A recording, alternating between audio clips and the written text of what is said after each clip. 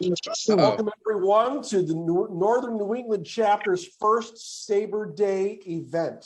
I am so glad to see all of you today. We're so happy that you could be with us. For those of us here in New Hampshire and Maine and Vermont, I just want to thank you for your flexibility. We were dying to have our first in-person event, and it just didn't work out because I don't want people out in 5 below 0 out here. I want to start by pointing out a couple of guests that we have here today because it's special for me to have some of my friends in who have been supportive of me since all of this got started 5 years ago when I became one of the membership ambassadors here with SABR. First off, I want to say hello to my friend Jessica Smith, who is our membership services manager and a great friend of the chapter. Jess, how are you? Good. Thanks for having me. I'm excited to listen about these books, especially about the one in Atlanta. That's awesome. I'm so glad you could make it today. Jeff Cohen is also here. Excuse me. Jeff is the host of the Baseball and Barbecue podcast. If you're not listening to that podcast, you need to grab it off your favorite podcatcher today. Jeff, how you doing? Good. Thank you very much. And footnote, Clayton Trutor was going to be a future guest. So stand by for that. Looking forward to it. I'll try not to spoil too much of the book when I'm talking. Okay. Hang on, I beat Clayton in? Yeah. I beat, whoa. Oh, I feel special. Thank you. While I'm at it, I am going to introduce my friend, Dr. Clayton Trutor, the chairman of the Gardner-Waterman chapter up in Vermont. He has been a big help to us here as well. Clayton, how you doing? Doing well. Thanks so much for having me, Bruce. It's an honor to be a guest for SABR Day. And it's been just so pleasurable to see all you've accomplished so quickly with the Northern New England chapter. Thanks. Thank you. I appreciate that. Thank you. I want to start with a few announcements today. First off, I want to let everyone know that I'm going to be debuting 3 dates for in-person get-togethers at the Portland Sea Dogs ballpark, Hadlock Field, very soon. They're offering me discounted tickets to 3 games, as well as a table to spread the word about SABR for 2 of those games. We're finalizing dates now. It'll be, I believe, June, July, and August, but we will get those out to everyone and the links to purchase some discounted tickets very, very soon. Springboarding off that, we have been speaking with Michael Nice, who was a guest with us last week, who is the GM of the New Hampshire Fisher Cats. Michael has also provided us the opportunity to schedule some discounted days with him as well, but I haven't been able to get in touch with him since his appearance Monday night. So I'm looking to see if I can get a hold of him next week to finalize some dates there too. They've been hesitant to offer us a table to spread the word about SABR due to some logistics that they have there, but he is looking into getting some discounts for us. So watch your email. There's going to be some great in-person get-togethers coming when the weather is warmer. Oh, goodness. SABR announced yesterday that Intentional Balk, Baseball's Thin Line Between Innovation and Cheating, written by Board of Directors Treasurer Dan Levitt and Board of Directors President Mark Armour, and published by Clyde Hill Publishing, is the winner of the 2023 Dr. Harold and Dorothy Seymour Medal, which honors the best book of baseball history or biography published during the preceding calendar year. If you haven't taken note of that book, please go out and get that. Dan and Mark have been on several media outlets and presented to several of our chapters throughout the country. It's a fun book. It's one that I highly recommend. Annually, also, SABR Day, SABR invites all members to present their research findings to their colleagues attending the annual convention. This year, as you already know, SABR 51 will be held July 5 through 9 at the Palmer House Hilton in Chicago, with registration beginning very soon. Hey, Jessica, when's that happening? Putting you on the spot. Stay tuned for an announcement either in the coming weeks, I'll say. Okay. Hopefully we're going to have a lot of members from our chapter up here traveling to Chicago. Maybe we could have an in-person meeting there. I think that would be a great time to get together to show the rest of the country that Northern New England's got a lot of baseball fans too.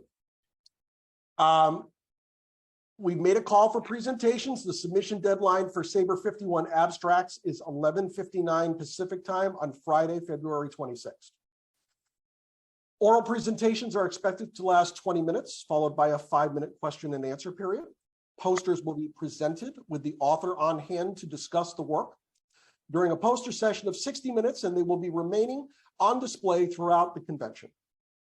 The link to submit presentation abstracts was included in yesterday's This Week in SABR email blast. So if you're not getting that email each Friday, let me or Jessica know, and we'll get you, make sure that we get you on that list.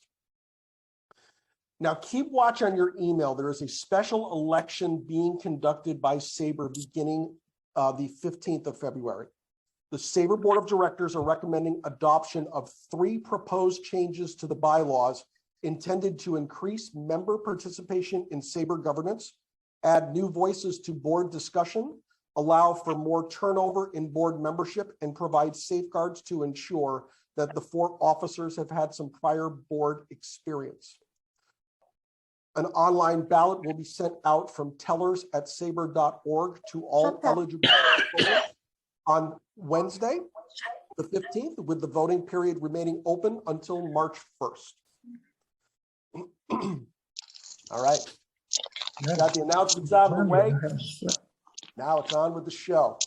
And I've got to tell you, today is an embarrassment of riches for the Northern New England chapter. We have 2 great friends here today ready to present to us. And I'm excited. I can't wait to hear what they've got to say and to see their work. We're going to start with Bob Lemoine. Bob is a high school librarian and an adjunct professor for both White Mountains Community College and Emporia State University.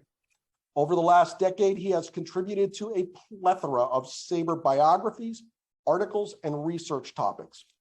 In 2016, he was the co-editor with Bill Nolan on Boston's First Nine, the 1871 to 75 Boston Red Stockings, with a follow-up in 2019 with the Glorious Bean Eaters of the 1890s. Today, Bob will be discussing his upcoming book, When the Babe Went Back to Boston. Bob, boy, am I excited to have you in today. Thanks a lot for doing this. The floor is yours, my friend. Oh, thank you very much. Glad to see everybody out. This is the first SABR presentation I've officially given, so I'm all ears on critiques and things. I told Bruce that this is the not yet ready for prime time chapter, and especially when it's 25 below. So this is a good time to experiment with things.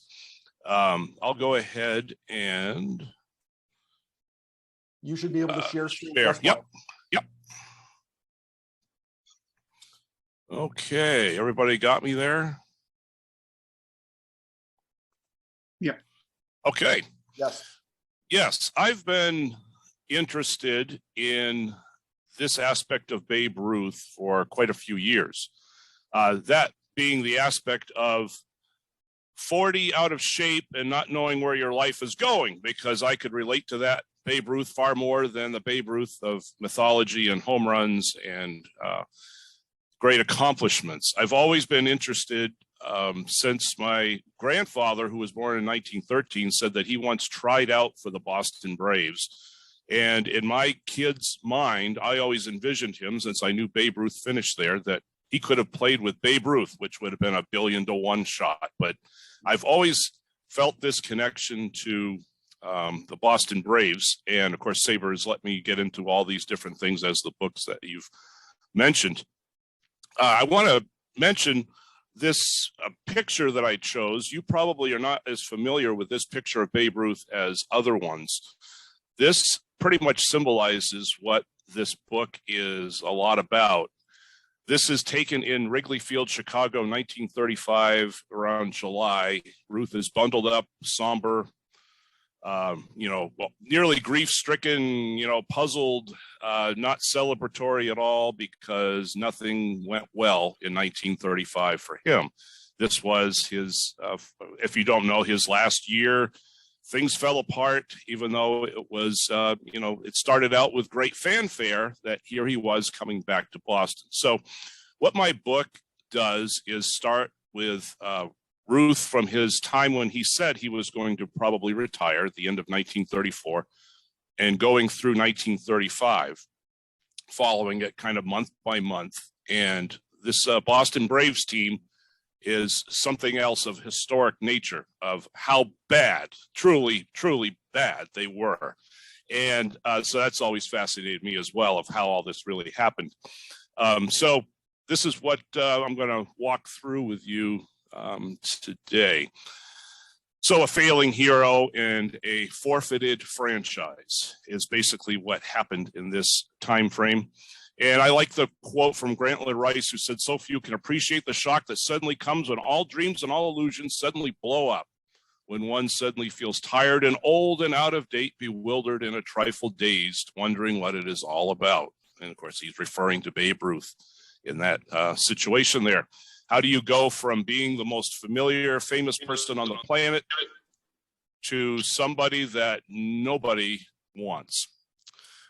So we look at August 12, 1934, was the final farewell of Ruth at Fenway Park. It was the largest crowd ever to pour into Fenway at the time, as Paul Shannon called a farewell tribute to baseball's idol. And I found that interesting, of how they would rope off the people and they'd sit in the outfield at that point there, because there were so many people, and many more couldn't even get in that day to see a final picture of Ruth. And he had just announced a few days earlier that he was definitely through as a player. He thought maybe, he could maybe sign on as, part-time player, maybe pinch hit over the weekend when there was big crowds, something like that. But of course, we know his ultimate goal was to always be a manager. And that was his hopes and dreams, that somebody would just pick him up as a manager and he'd be able to lead his own team. Well, here we are. We fast forward to November, and Ruth there standing with wife Claire on his right and his daughter Julia on his left. He went with the All-Stars to Japan in 1934 and then stayed with the family, going on a world cruise from that point on. So he was out of the country from November up until February. A lot happened while he was gone, and it seemed like he pretty much didn't really care about his future. He just kind of played golf and had some fun and traveled places he'd never been. And all of a sudden, come February, there was the questions of, where's he really going to go? Well, back home, there was a lot of different offers for Ruth, but not the kind that he was looking for. The circus was offering $75,000 for him to go ride around on an elephant. The House of David, Bearded Wonders, they were barnstorming, and they offered Ruth $35,000 to play with them. Didn't even have to have whiskers. And of course, on this trip over to Japan, Connie Mack was the manager, and technically he gave the reins over to Ruth, and he kind of hinted at different places that, he was ready to step down, which is funny because how long he was there, for another 15 years. But he was hinting at maybe Ruth would run the Philadelphia Athletics. Maybe he would turn the managership over to him. So all this was going on while Ruth was overseas. Now, the most promoted rumor that was happening was that maybe Ruth would go to the Boston Braves.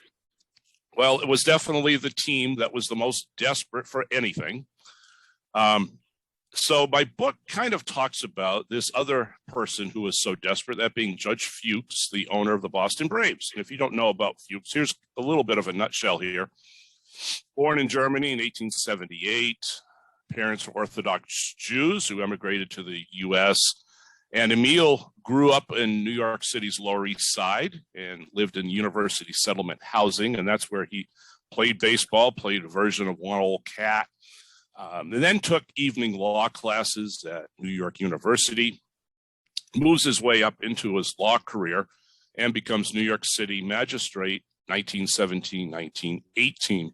He actually defended Arnold Rothstein, who, of course, would be connected with the Black Sox scandal. Fuchs actually defended him in another case, which was a very interesting thing. He kind of represented whoever and whatever case.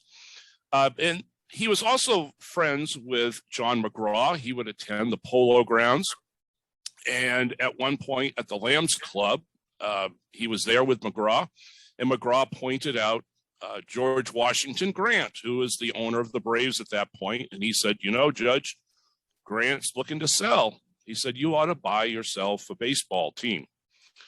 And knowing that Fuchs was such a huge baseball fan. Well, Fuchs said, only on one condition, I have to have Christy Mathewson with me. Now, at this point, Mathewson was retired, suffering from the effects of World War I. Health was not good. He was living at Saranac Lake with the fresh air, trying to, you know, the tuberculosis and the lung issue from the gas. But Mathewson was willing to do it because he said, I would rather shorten my lifespan being in the only thing I've ever loved with baseball than to spend a lot of years doing nothing and all that. So he joins up with Fuchs, and they try all kinds of different things to bring crowds to Braves Field. They created the Braves Field, the Boston Braves Exhibition Company. Think of vaudeville acts and movie screens and dramas and things like that, all at Braves Field. They would have summer evenings and all kinds of concert kinds of things, well ahead of its time. You know, you think of John Henry and all the things going on at Fenway Park over the course of the year. Judge Fuchs was quite well ahead of his time as far as thinking of that. However, nothing worked. And you can see the boring 20s of Boston baseball. We know the Red Sox are really bad. Well, here were the Braves as well, not really having any good years at all over this time when Fuchs was there with Mathewson. Of course, Mathewson doesn't live very long, but it was a lousy decade, and attendance also suffered as well. The Red Sox and Braves both at the bottom of the league in attendance for many of those years. And so you can see the comparison there. So the Braves actually did, over some courses of time, outdraw the Red Sox. And Fuchs, because of, you know, the attendance, he can't make anything happen. He is financially distraught. He starts his ownership as a millionaire, and pretty soon that's all dried up. So he depends on money from others. Now, Charles F. Adams, I think, is one of the most underrated Boston sports people in history. Those of you that are hockey fans, you know Adams from the Adams division of the NHL, because as a boy growing up in Vermont, he went up and saw hockey across the border. And he decided that hockey needed to come to the United States. And so he brought hockey here, created the Boston Bruins. When the Bruins first started, he decided they needed a new stadium. So he put down money. This is because he became a major grocery store chain person, First National Stores, which some of you old timers might be familiar with, grocery store chain. And so he made plenty of money early on in his life, had a lot of money, wanted to contribute a lot to the sports world. So when the Bruins needed a place to play, he laid down a couple $100,000. Let's build the Boston Garden. Later on, he decides to get into racing. Suffolk Downs was where he put his money. And as one sports writer said, everything Adams touched turned to gold except the Boston Braves. He put $200,000 in to buy stock in the Braves, giving Judge Fuchs cash, $200,000 in cash, if you can imagine, in 1927. So he had some money, and he invests in the Braves to help bail out Judge Fuchs. And by 1930, after a failed attempt by Fuchs to manage the team himself, recognizing that if we're going to lose, I can lose more cheaply than other people.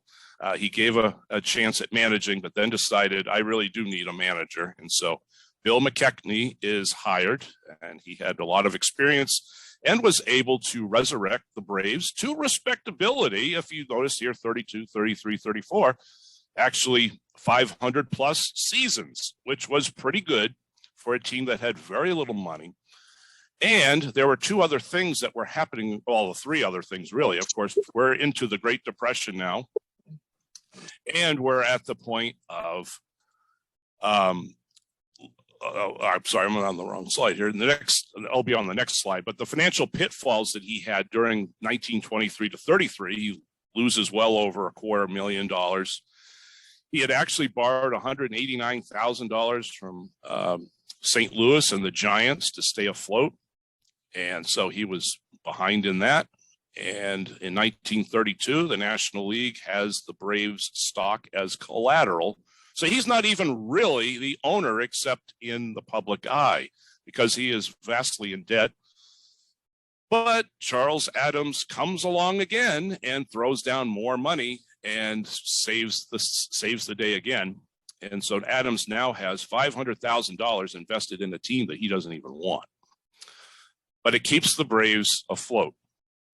So in 1932, they have to come up with a plan to help Fuchs get out of this financial debacle. So friends come to his rescue and start buying up blocks of stock from Adams. So now he's going to owe friends instead of Adams to get his stock back, is the plan. It doesn't really work. It keeps him afloat. But if you look at Braves attendance, look at how much more they were drawing than the Red Sox in 32, 33, when those Braves teams had some good years. And then look at 34, the distinction there. Tom Yawkey has now bought the Red Sox, and Fenway Park is being, remodeled, and Lefty Grove and other stars are being brought in. And so all of a sudden the Braves are barely making it, whereas everybody's going to Fenway Park. And we also have what is happening in Salem, New Hampshire, is Rockingham Park, because the country is now in a horse racing craze. And so, as Charlie Beavis wrote, when the Red Sox were not in town, it was much easier for fans to go to Rockingham Park than to Braves Field. It was just a matter of convenience. And so Fuchs was really hurt by both things, Yawkey owning the Red Sox and the racing that was happening at the time. So Adams, being the business person he's thinking of, he was big into racing. Let's put a Greyhound racing track at Braves Field. And so that way it could save the franchise, could bring in money. They were going to put a racetrack right around the outfield, right around the whole perimeter of the park, because Boston at the time did not allow horse racing within 15 miles, but there was no restriction on greyhounds. So this was the next plan that Fuchs and Adams had come up with to save the franchise. But you can imagine Judge Landis and some of the other owners, when you talk about baseball and betting and things like that, they were not going to allow this to happen. Even though the plan was they would bring in portable lights and have racing at night, and it wouldn't interfere with baseball at all. However, nobody was really for this at all. And when the winter meetings were beginning in November, it was already a done deal. Fuchs already realized there is no support for this at all. And between Fort Frick and Judge Landis, there was just no way this was going to happen. Well, what do you do next? How else do you save this franchise? I've got some light coming in here, don't I? Does everybody see me all right, or is that too bright? Definitely in the spotlight there. Jeez, I don't know how this is so bright. Ah. All right, let me try this. Goodness gracious. Yeah, too much in the spotlight. Well, Perfect. so the rumor started that the next plan is, if we can't get dogs in here, let's bring in Babe Ruth. And they already started, Adams was already admitting that, yeah, I've talked to Colonel Rupert of the Yankees, because the Yankees were at the point of, how do we get rid of Babe Ruth? He's a liability in the field. He's up in years, but how do you get rid of him? You've got to find a good, positive way to do this. And so the Yankees are just willing to get rid of him for nothing if the right opportunity comes along. So the Braves are overlooking the fact that the whole mantra was around how can you manage the Yankees, babe, when you can't even manage yourself and things like that. Even though Ruth says all I've done is I just want a chance. But Ruth had this, of course, reputation. So in 1935, the Braves basically become a homeless ball club because Commonwealth Real Estate Company that was owned by the Gaffney estate, James Gaffney, the former Braves owner, owned the stadium, and the Braves were behind in rent. No surprise at all. And so the Boston Kennel Club came along and said, hey, we'd like to run dogs there. And they were offering much more money than what the Braves could do.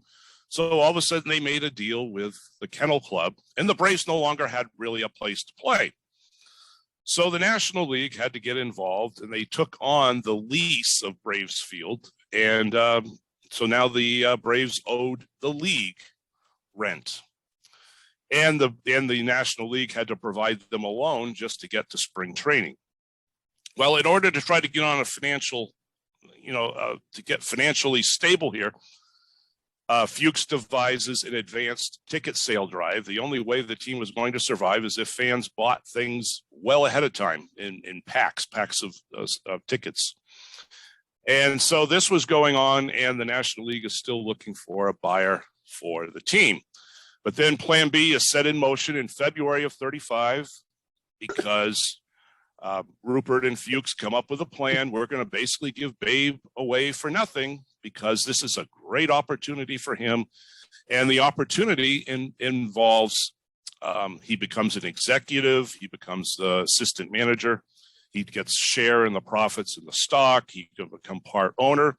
And then the big if that was in the contract, if it was in the mutual interest of the club, you could become manager in 1936. So in Babe Ruth's mind, that was a done deal. That was going to happen. It was only a matter of time before he became manager. And of course, the sports writers jumped on this as well. And so it was quite a deal there in February. They bring Ruth in for a dinner and all that. And all Boston is just crazy for the idea of Babe Ruth coming back. This picture isn't that great. However, I find it amazing. This is spring training in Fort Lauderdale, and look at the turnout for Ruth standing in front of that car. It was just huge crowds throughout Florida. And just to see Ruth appearing with the Braves. We move ahead a little bit to early April back in Boston. The weather is poor, and here's Ruth in the Harvard batting cage with the Braves. And then eventually, this is a cool picture as well. This is at Holy Cross, where they have an exhibition game, and just the crowds are pouring out everywhere for autographs. So it was big fanfare in Boston, and by the time you get to opening day is also Judge Fuchs' day, because his advanced ticket effort and so forth. I'm really getting in the glare again, aren't I? The advanced tickets pretty much saved the franchise, and so the fans are saying thank you to Fuchs. And here's Mayor Curley presenting him, Governor Curley presenting him with a plaque, and so forth. So right now it seems everything is positive, and here you have opening day. Babe Ruth, of course, hits a home run, and now the Braves are going to win the pennant for sure. And so all the excitement is just pouring out throughout the city, and so forth. And it doesn't last very long. By May, or even by late April, early May, Ruth is just showing how little he is able to do in the field. And it becomes more of fans feeling sorry for him. And Bill Cunningham writes in the Boston Post, they all looked the other way as he waddled gloomily back to the dimness of the dugout. It was the kind of thing church congregation does when the Easter soloist's voice breaks on high C. They all felt sorry for him without being able to do much about it, because he was striking out. He turned a pop fly by Bill Terry out into right field into a inside the park home run because Ruth was just waddling around trying to get out of his own way. So then, you find Ruth is getting frustrated, but he still feels indebted to Fuchs because he has, put so much into this team and things like that and all that. But Cunningham again writes, the Babe, God love him, can't see himself as he is. He still sees himself as he was. He can't realize that he's rich, elderly, fat, and failing. That pretty much summed up where he was at that point. So Ruth was, getting very tired there. But of course, as you know, he had one last fling there in Pittsburgh, hitting 3 home runs. And people had told him at that point, it's best for you to step down and retire. But he did not. He wanted to continue for he had this West Coast trip. He needed to go to Cincinnati and Philadelphia and all that. So he kept going for another week or so. And of course, that just doesn't work in Philadelphia. He tweaks his knee. He says, that's it. I can't do it anymore. And on June 2nd in Boston, he finally has it out with Fuchs because the two had been feuding. And so he decides to call it quits. Now, this is not a great picture there on the left. However, I would say that if you are having confetti thrown at your wedding and you realize Babe Ruth is standing there, it must have been quite a sight. He was trying to get out of the Boston hotel and a wedding was going on. And so there he is pulling confetti out of his hair. And he gets back to New York, gets back to his apartment, and there's all these kids gathering around to see him. We move ahead a little bit. By August 1st, Judge Fuchs is bankrupt. He steps down from the Braves. On September 6th, Adams, who is now completely in charge of the club, sends an SOS to all Braves stockholders. If you have any money, now's the time to put up because this team isn't even going to make it to the end of the season. They were completely out of money and they had to step it up. And they do. They come through to finish this glorious 38-1-15 season. And you can see there in the comparisons of how really bad this team is. The 62 Mets were actually better. So it's really the second worst team in the modern era, 38-1-15. So then the issue goes on through the summer. Well, who wants to buy this team? And Adams has all the money. He doesn't want it because of his connections to racing. The National League doesn't want him to do anything, doesn't want him involved at all. Now, this is a great story of what might have been. Does anybody know who the person is on the right? This is a little known fact, I think. Anybody with a guess? Is it Is Lou that Fran Perini? Tricky? Sorry? Is it Lou Perini? No, it isn't. Fran Tricky? No. George Preston Marshall, the owner of the Boston Redskins, who would later move that team to Washington, of course. And they tore his statue down a few years ago because he was the last football owner to integrate. Now, I talk about this a little bit in the book. He almost bought the Boston Braves. He had the money. He almost did it. He would have stayed in Boston, perhaps. Now, if he and Tom Yawkey had been in the same city, and so you had the last team, the last baseball team to integrate and the last football team to integrate, how would Boston history have been different? I wonder. Something I did not know until I got into this. Just a fascinating thought. But it didn't happen. He eventually got out of the running for that. And nobody winds up really wanting this team. The National League actually takes it over in November. It is considered a forfeited franchise.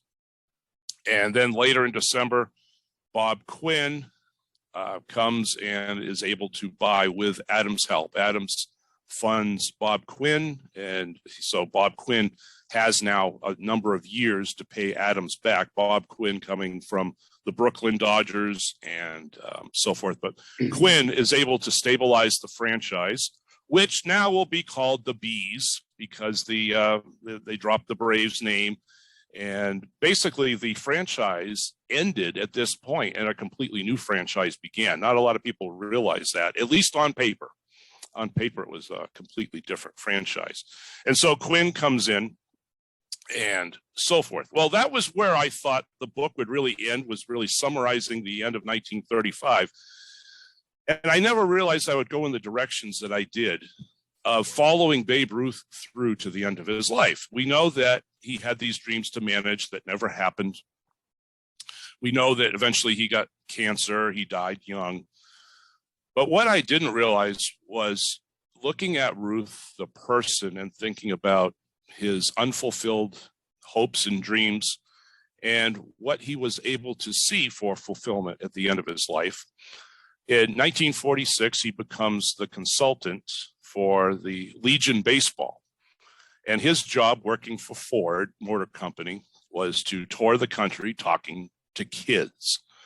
And this is after years of, as Claire Ruth had said, he basically waited by the phone. Whenever he would go on a hunting trip or a golf trip, he would come in and, did anybody call? Did anybody call? And the picture that I get in my head of this one-time most famous person, desperate for a job. And we know he did, have a brief little thing with Brooklyn as the base coach, but nothing significant. So these years have gone by. Ruth is now sick with cancer, but he is touring the country talking to kids. And you find just a lot of interesting pictures going around the country and talking to kids. And I think perhaps it's the most interesting part of my book is this thought of Babe Ruth, the person, finding his fulfillment, doing this at the end of his life, going around talking to kids, encouraging kids. Not a great picture, but I love it anyway. It didn't come out very good, but just going around the country, speaking to youth. As Lee Montville said, St. Francis of Assisi didn't love birds as much as Babe loved kids. And so he spent his last 2 years going around and talking to these kids. And this was the quote that really got me and set me on this path. This is from Grantland Rice, who said that Ruth faced suffering beyond all comprehension, but his story was much greater, nearing the trail's end of glory than he ever was, hitting 714 home runs and giving the nation the greatest thrills the sport has ever known. No one can keep him from a sick kid or a broken or blind human being. He seems to feel they belong to him and he belongs to them.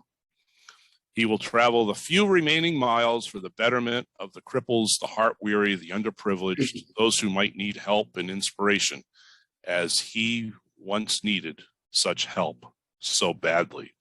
And so this went in a direction I never imagined when I started, of thinking about Ruth really finding his fulfillment right back there where it began with the kids. And the last picture here is two of my favorites. This on the left was him in St. Louis in July 1948, about June 1948, about 2 months before he died, and the turnout of kids there. And on the right is the most interesting thing I think I encountered. This was Ruth's last known interview, and it was with an 11-year-old blind boy named Johnny Ross. And Ross is, struggling to come up with questions, and Ruth said, I think, Johnny, that you and I have run out of things to say. And that was his last interview. But Johnny Ross, this blind boy, goes on to become an amazing athlete. And he actually played football. He was wrestling, and then decides to get into baseball. And today, Johnny Ross is called the father of beep, ball. And if you've been to the Boston meetings when we have had visits from the Boston Renegades, the blind baseball team, Johnny Ross is considered the father of the blind baseball league. And that was the little boy sitting on Babe Ruth's lap at the end of his life. So that's kind of where my my book went in that direction, kind of going from 1935 to the end.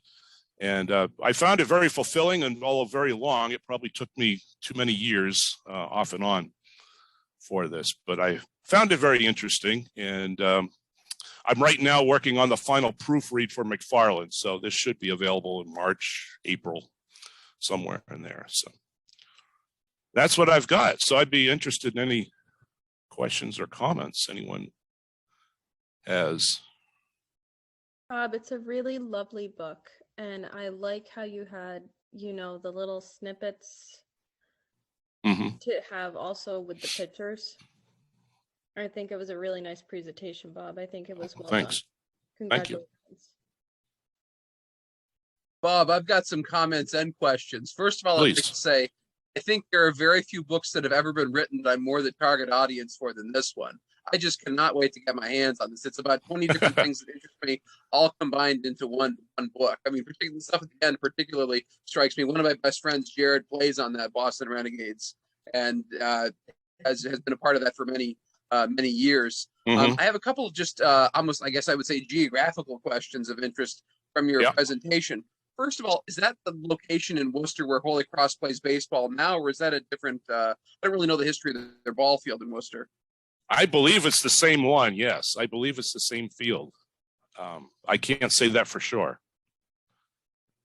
And secondly, I was going to ask, just because of the location of Braves Field being just really within the context of Boston University, I'm not really sure of the history of the development of that institution. You have Agganis Arena just across the street from it basically now. Does BU play any role in, you know, the idea of having dog racing in the stadium and all these? I mean, I would be very concerned if I'm a college about all these possible things happening, you know, just next door to my campus. Yeah. There was somebody last year that was talking about the redevelopment of Braves Field, you know, when BU took it over and things like that. Yeah. I mean, you know, there's still some parts of Braves Field, of course, still there, the bleachers and things like that. But it's amazing to think that almost happened on that location, you know, Boston was actually quite for it. It was just the National League that really held that up.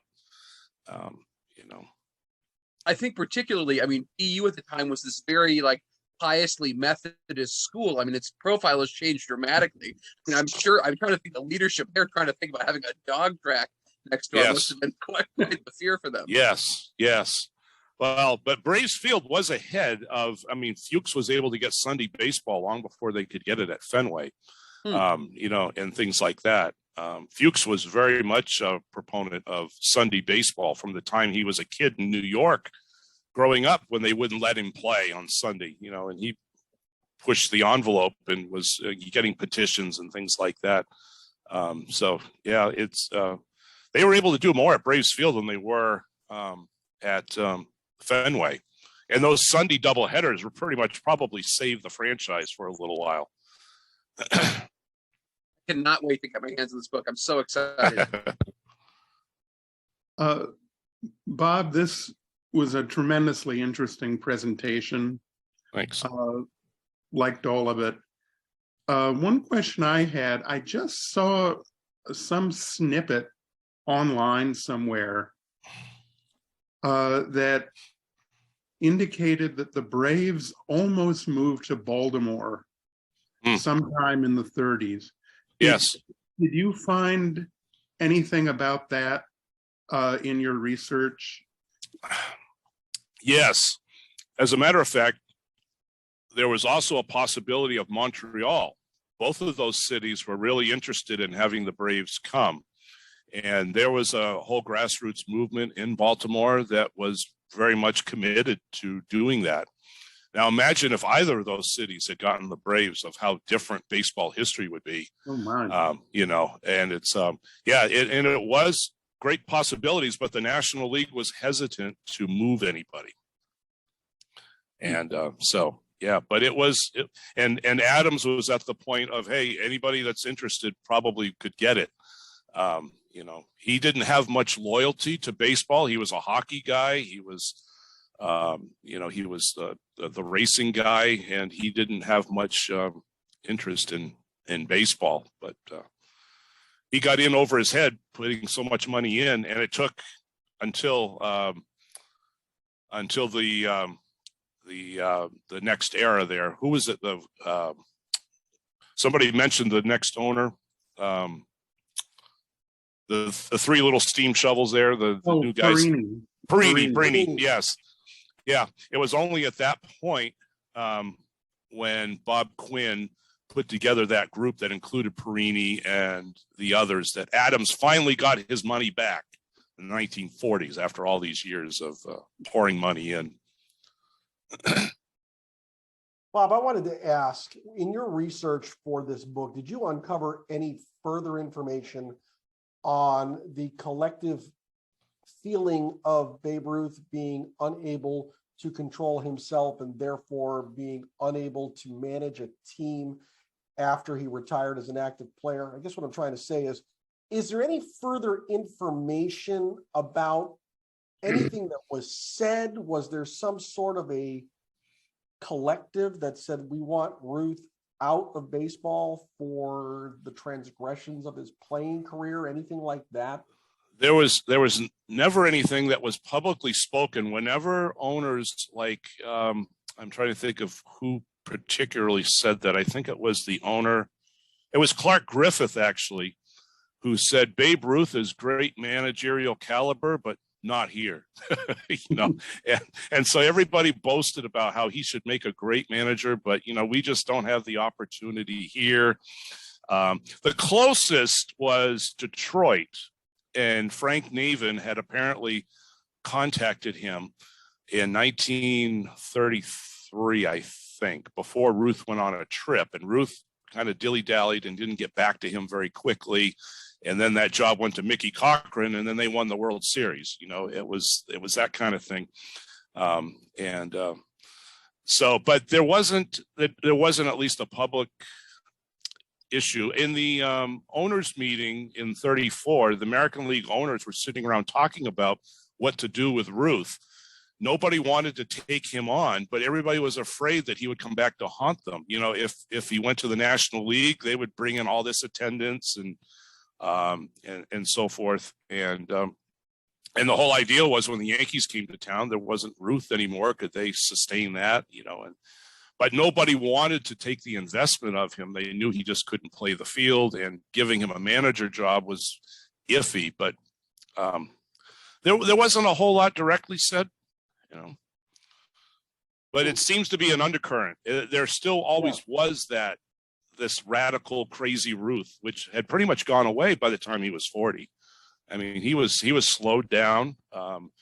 His wife, Claire, kept him on a diet and kept him home and made sure he wasn't out partying and things like that. But he still had that reputation. Interesting. Bob, I like your photographs, and they're very, very striking. And I saw some of them were from, was a Leslie something collection? What exactly is that? Leslie Jones collection. He was a photographer in Boston for 40 something years. You can find all of these online at Digital Commonwealth, Boston Public Library. Okay. Yeah. And so I got permission to, there's like 30 some of these in the book that I got permission to use. They're very good. Yeah. Okay. Thank you. Bob, first of all, thanks for a great presentation. I'm already looking forward to adding this book to my my read pile. Thank you. I two questions for you. One is on the offer of management in 1936. Was that in his contract? I mean, was that something that the Braves reneged on? Was it something that was insincere? If you could expand on that. And then the second question I have, which is, I think you made reference to the 1936 Braves being effectively a new franchise because of the financial issues. Was that an entirely new team? Did they completely turn over the roster and have new personnel on the field? If you have any insight into that. Right. Right. As far as the franchise, it was on paper, at least a new franchise. It went from what it had been called since 1906. If you go from 1871 to 1906, when the ownership changed, then it became, I forget the exact title, Boston Professional Baseball Team or whatever, and became a new franchise on paper. The players, not necessarily, they didn't change over all that much. There were some changes, but it was, they changed some things as far as the structure of it, but the old stockholders were basically paid off and said, if you want to belong to the new one, you can belong to it, but here's what's happening franchise wise. And what was your other question? The offer of management in 1936. Oh, yeah. Was that something that was written into his contract? Is that something they just reneged on? Yeah. Was it an insincere offer in the first place? If you could expand on that. Yeah, it was written in the contract. However, it was written as if it's in the mutual interest of the club, and if you show yourself to be very, he was considered to be Bill McKechnie's assistant. Mm-hmm. There was no such thing as an assistant manager, and Ruth didn't really act as that. And so there was never really a defined role. So it was very, very vague, but it was written in the contract that, well, if you really show yourself to be that, and that kind of thing. It's crazy, really. I mean, I think both had unrealistic expectations of what this was. Ruth was going to grab anything that looked appealing, no matter what it was. And Fuchs was just desperate to, hey, let's get him, let's figure it out when we go, Thank you very much. Yeah, thanks.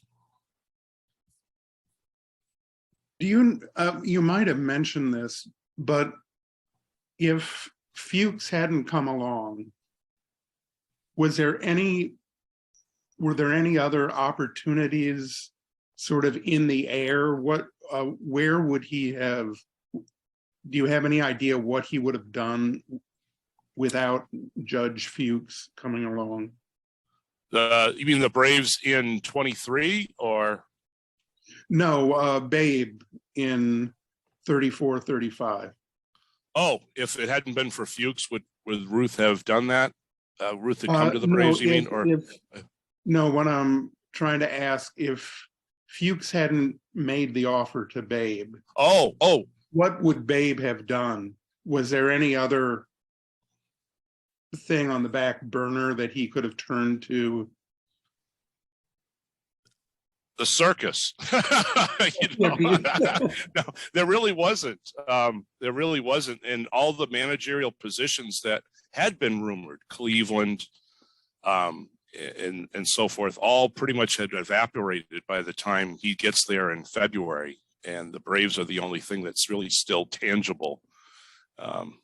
I always wondered if that didn't happen and he had sat out a year, would he have been more valuable in 36 coming back, after a few months away or something? Like, would his value have gone up more versus jumping into this? I don't know.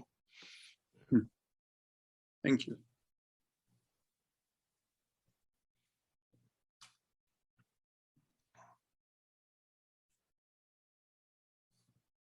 Bob, can we? Yes. There we go. Thank you, Bob. I appreciate Yeah. that. Anybody else have a question for Bob?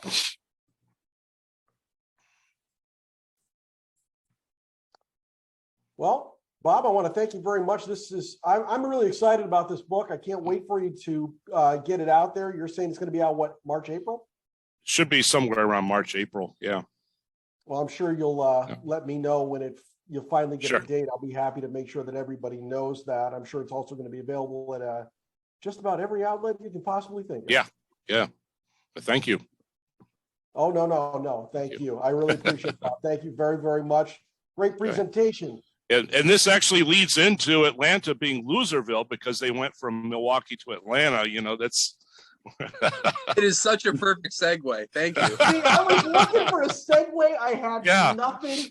I'm actually interested in that because I wrote up the SABR ownership article about Braves history, and I never went beyond Boston, and so I'm actually interested in this. So I'm all ears. Starts with Lou Perini, who I mentioned earlier. I kind of forgot what he looked. I sort of feel like Kiss on their fall 1978 tour when they had Van Halen open for them, and Van Halen blew them off the stage, and Kiss was like, "Oh God, we got to come on after that." What a fantastic presentation! I just love that so much. Bruce, were you going to do any introduction stuff, or should I just start running my mouth? Yeah, let me build you up for a second here, Clayton. Come Okay. on. Build me up, Buttercup. Go ahead. So next up, as we already know, is my very good friend and Gardner Waterman Chapter Chair, Dr. Clayton Trutor. I don't even know how to introduce you at this point. This is Dr. Trutor is a prolific writer of articles in dozens of publications nationwide. He holds a PhD in history from Boston College and is an instructor at Norwich University in Northfield, Vermont. Dr. Trutor was the co-editor of the book Overcoming Adversity, baseball's Tony Canigliaro Award, and is the author of Loserville, How Professional Sports Remade Atlanta and How Atlanta Remade Professional Sports, published last year by the University of Nebraska Press. This book was named one of the best baseball books of 2022 by Sports Collectors Digest and one of the public books public picks for 2022. That's tough to say. It certainly is. I'm I'm annoyed they even did it. It's so tough to say. Clayton has also been, if I can say, an inspiration, a catalyst, and a cheerleader for the creation of our group and for me personally. And it's my pleasure and it's my honor to have him here today to discuss his book. Clayton, my friend, it's all yours. Go get him. Thank you. What an honor it is to speak to this new chapter. It's so exciting to see it. So many people here and to be a part of this. I'll just start off by saying basically my book Loserville does a couple of things. It is the story of Atlanta's pursuit of pro sports, the performance of its 4 major pro sports franchises during the 1960s and 1970s. Those would be the Braves of the National League, the Atlanta Falcons of the National Football League, the Atlanta Hawks of the National Basketball Association, and the Atlanta Flames of the NHL. And probably to a great extent, the public response to those teams, which wasn't quite as the civic leaders envisioned when they brought pro sports with great effort to Atlanta during the 1960s. In essence, I see my book as an origin story for the modern sports business. Atlanta is the first city to really go out there, grab for the brass ring, roll out the red carpet, and make significant offers of public investments in pro sports in an effort to go from having no pro sports at all to having teams in all of the major leagues. They had a mayor named Ivan Allen who came to office in the fall of 1961, running on a platform called Major League City. He explicitly wanted Atlanta to stop being just this regional economic hub that was seen as an oasis of progressivism within the Jim Crow South, as a corporate hub in the region, and be a national city, as he called it. And he viewed the way for this to happen was to become a major league city, for Atlanta to be listed alongside New York and Philadelphia and Boston and Chicago and Los Angeles in the standings of pro sports. Then they would become a de facto peer of those cities. And Atlanta was very successful at luring teams. They built 2 venues, Atlanta Fulton County Stadium and the Omni Coliseum, which housed those 4 franchises. The city leaders kind of declare victory once they build these stadiums and lure these teams. They get 4 franchises over a 6-year period, very quickly going from having no pro sports to being one of 9 North American cities with all of the teams. And then the public has what I would call a collective shrug to all of this. Each of these franchises, with the possible exception of the Flames, who really drew well in their early years and also performed well, the teams were either kind of mediocre on the field or poor, and drew middling and typically poor box office numbers relative to their peers in the leagues. It's in some ways a cautionary tale for expansion cities that you have these grand aspirations, particularly civic leaders, to become a major league town, and it doesn't necessarily work out as intended. Whether you're Jacksonville, whether you're San Diego, whether you're New Orleans, whether you're Houston, a lot of these cities were very successful at luring a lot of pro sports teams, taking Atlanta's model of public investment in pro sports. But the teams did not become these storied civic entities in the same way they did in many of the northeastern and midwestern cities that had long been home of the major leagues. They were more a consumer product like any other consumer product in these regions. Oftentimes they didn't fit the existing sports culture in the regions. And I'll talk in greater detail about what happened in Atlanta. But in many ways, Atlanta creates the model, and also their experience is mirrored in many other of these Sunbelt cities that become pro sports towns. It also has a negative effect on cities in a broader sense, because Atlanta not really intentionally, but basically creates the arms race that exists among cities for stadium dollars. We'll build a new stadium, you move your team, you give us an expansion franchise. The reason many cities, particularly a lot of cities in very difficult financial situations, are continuously trying to improve their stadiums despite issues with their tax base is in large part because of this business model Atlanta created. It was a continually competitive enterprise rather than this basically fairly stable civic entity. The expansion of the pro sports leagues also plays a part of this story too, and I'll go into that later. But the first thing I'm going to do is share my screen and simultaneously advertise for my book so you can see what it looks like, which is available for a very nice price on Amazon right now, about 45% off the cover price. And if you want a, what do you call those things? I can't even think of the name right now. You stick them in books and you sign them and stuff. Book plates. If you buy a copy and you send me an email at ctrutor@gmail.com, I will happily send you a book plate of it. Nevertheless, enough advertising. What building are we looking at here, everybody? Atlanta Fulton County Stadium, right? Correct, correct. It became Atlanta Fulton County Stadium in 1975 because Fulton County, which paid for 1/3 of this building, was sick of not having their name on it. It was originally just called Atlanta Stadium. It is in an area of Atlanta called Spaghetti Junction. It is just south of downtown. It is surrounded by 32 lanes of interstate highway and is the busiest crossroads in the South for traffic. Does anyone who has not previously heard this iteration of my presentation know who picked this spot for the stadium just south of downtown, situated in Spaghetti Junction? It was not Lou Perini. It was not George Preston Marshall. It was not Charles Adams or Jack Adams. Any ideas, any thoughts on who might have picked this spot? Henry Aaron. What year? Henry Aaron? He did not pick it, no. It was picked in the summer of '63 location. Ted Turner. Ted Turner, no. Ted Turner was a junior at Brown majoring in Latin at the time, I believe. Okay. Someone.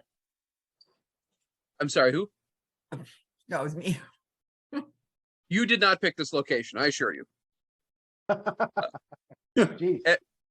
Bill Lee? No, I don't even think he was at Southern Cal yet, was he at that point? I think it was a little before his time in college. No, it was picked by a man who came up with the worst idea in baseball history, the designated hitter, Charlie Finley. Oh. In the summer of 1963, Charlie Finley had recently purchased the Kansas City Athletics and immediately got himself into a fight with Kansas City's civic establishment, seeking out either improvements on their municipal stadium or a new stadium to hold his athletics. He started holding nights at his stadium, including one called Poison Pen Night, as a way of saying how much he disliked Ernest Mell, one of the columnists in town at the Kansas City Star, who didn't really like him. So almost immediately, Finley made enemies of everyone in town in Kansas City and was looking for a way out. Despite some of Finley's rough edges, I guess he had a heart of gold. In the state of Missouri at the time, he was the chairman of the Easter Seals Committee. And when going to their national convention at the Palmer House in Chicago, where we will be meeting next summer, he meets a man named Furman Bisher. Does anyone know who Furman Bisher is?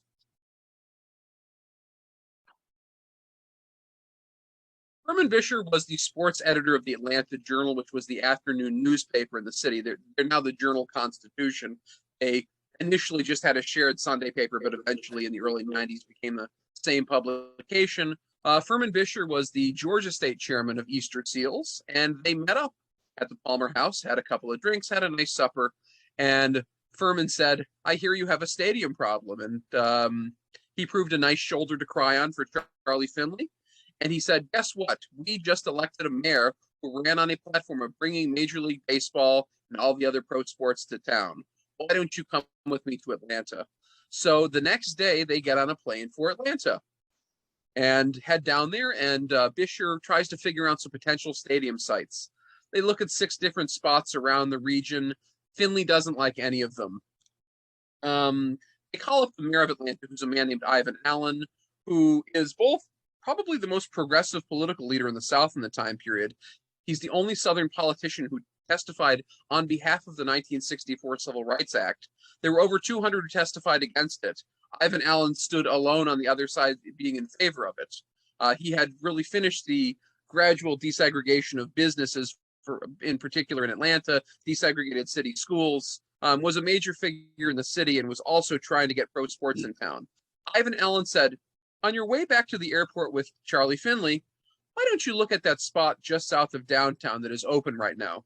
There had been urban renewal in the city. They had cleared a neighborhood quite unceremoniously, which is discussed in detail in the book. And it was supposed to be a new home for affordable housing. But Charlie Finley went by and said, "That's the best location in the nation for a stadium." So all of a sudden, Atlanta says, "We'll build you a stadium there." Later on that summer in 1963, Finley, the Atlanta guys, they go to the All-Star game in Cleveland and try to get league approval for a relocation. But Charlie Finley has already alienated all of the other American League owners, and they say no. They also see how eager Atlanta is to get a pro sports team, to get a baseball team, and think it will be a waste of a market to have a retread franchise with a troublemaking owner in that location. So all of a sudden, Atlanta goes looking around for a new place or a new team to lure to town. While in Cleveland, they meet up with some of the owners, the new owners of the Milwaukee Braves.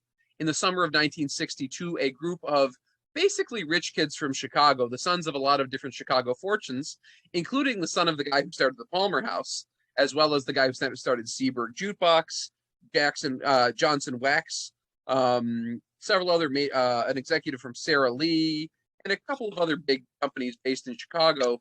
They all buy the Milwaukee Braves from Lou Perini, the guy who moved the team from Boston to Milwaukee back in '53. The Braves had started to struggle with attendance a little bit in Milwaukee in the early '60s. Perini got out while the betting was good. This group of guys decided what they were going to do was spend some of their inheritances on a ball team, and they were immediately going to make their money back because they looked north to Green Bay in the state and saw the way Green Bay was run, the Green Bay Packers football team, which was owned by public stock sales. So they said, aha, we will sell stocks in the Braves, people will buy them up, and we'll get our money back. Well, it didn't quite happen that way. The people in Wisconsin saw it for the transparent cash grab that it was. They put 120,000 shares of stock up for sale. They sold 15,000 of them. So when the stock sale went poorly, the Braves owners in Milwaukee were immediately looking for a new home. And this corresponded nicely with Atlanta's pursuit of pro sports.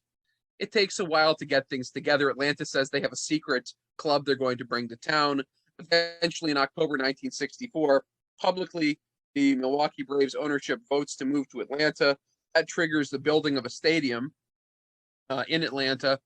There's a long, protracted legal fight for the Braves franchise between the state of Wisconsin, or actually between Milwaukee County and then the Braves organization and the state of Georgia for this team. Eventually, by April 1966, the Braves are in Atlanta after this long legal battle. There were injunctions preventing the Braves from moving before that. They spent a very unpleasant lame duck season in 1965, playing in Milwaukee when Atlanta had, in 51 weeks, built this stadium to bring them to bring a major league team there. Most stadiums take 3, 4, 5, 6 years. Atlanta cranked this one out in 51 weeks, and in a few years, it certainly showed. It was not to make too bad of a pun with Cobb County being next door. It was a bit of a Cobb job, I guess you could say. The stadium in Atlanta, very quickly, all the dirt kind of got caked into the not very well buried surfaces and all that kind of stuff in the stadium. It was very rapidly falling apart because it was built so quickly. It sat vacant for a year. Eventually, the Braves get there in 1966. This is the beginning point of Atlanta's story of getting a lot of teams quickly. As Atlanta's fighting it out with Milwaukee County for control of the Braves, they lure an NFL expansion team with the Atlanta Falcons to this same stadium. Then they get working on building a basketball arena. A guy named Tom Cousins, who's a major developer in Atlanta, known as Mr. Atlanta for all of the big buildings he brought downtown. He buys the St. Louis Hawks basketball team, brings them to Atlanta. and then later decides that a state that does not have an ice rink should have an NHL franchise, presaging decades of future decisions by the NHL in terms of locations. And in 1972, the Atlanta Flames expansion franchise comes to Atlanta. So in a 6-year period, Atlanta gets 4 new franchises playing in 2 brand new venues, this and the Omni Coliseum, which looks a little bit like a rusty egg crate. So how does this all turn out? Well, the teams, to a great extent, struggle when they get to Atlanta. The Braves are thought of as being a very good franchise. In 1965, they were ahead in the National League for much of the season before fading late into, I believe it was 4th place. The Sporting News in 1966 picked them to win the National League. They end up spending much of the season in the 2nd division. The manager gets fired, Bobby Bragan. They end up finishing in 5th by the end of the season. Kind of a disappointing situation. The Braves, other than the aberration of their 1969 National League West crown, tend to be an underperforming franchise during their early years in the city. Atlanta Stadium comes to be known as the launching pad because it's the highest elevation stadium in baseball before big league ball gets out to Denver. So the balls flew out of there quite well. The Braves had lots of great power hitters, of course, with Aaron and Matthews and later Carty and Darrell Evans and stuff. They had a great group of hitters, but they didn't have terribly good pitching for a lot of their history. Eventually, they get Phil Niekro and Ron Reed and some good pitchers, but for the most part, they didn't have a strong rotation. So they hit a lot of home runs and they gave up a lot of home runs. And they were often kind of a 500-ish team or a little bit less during their early years in Atlanta. And attendance just never really got going there. I mean, they drew 1.4 million their first year, which was a lot less than Milwaukee drew their first year back in 53. They drew 1.8 million in Milwaukee the first year the Braves moved out there. And the Braves had trouble even getting to the million mark eventually. From 1970 through 1979, they failed to draw 1 million fans, which in that period would be the basically minimum threshold for acceptable baseball attendance. The Falcons were an absolute disaster coming to town, coming to arguably the most football-mad metropolitan area in the country, where they were in Fulton County alone, the county Atlanta's in. There were often 10 or 12 high school football games that would draw 10,000 fans on Friday nights during the 1960s and 1970s. They had Georgia Tech, who had long been a national power. They had the University of Georgia about an hour and a half down the road. Those teams were all incredibly popular and successful. The Falcons drew well in their early years, but they performed very poorly.